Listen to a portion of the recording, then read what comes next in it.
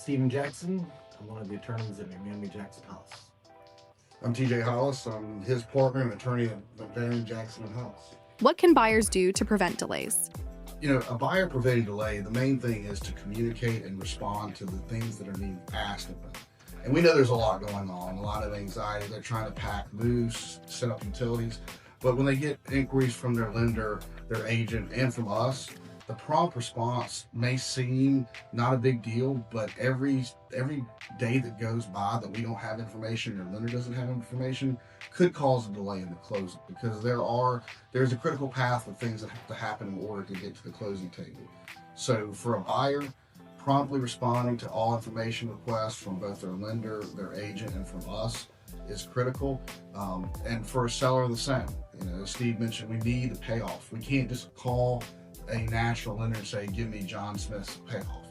We're going to need his name, his loan number, and most likely some other personal information before they'll release it to us, including maybe a signed document allowing them to release that information. That could be a 1 or 2 day turnaround. So the quicker we get it, the quicker we can get that information and prepare to close. So in short, communication is key to get things closed. You know, to avoid a delay on the buyer side, it's money, right? Georgia's a wet funding state, so we don't have a closing and then wait several days or a week for everything to come back. The day you close, Georgia's a wet funding state. I always like to say it's a wet funding state because we fund while the ink is still wet on the paper.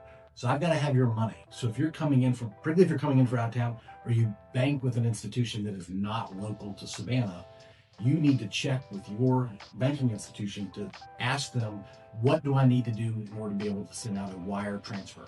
So in Georgia, if you're sending over $5,000 to a closing attorney, we've got to have that in the form of a wire transfer.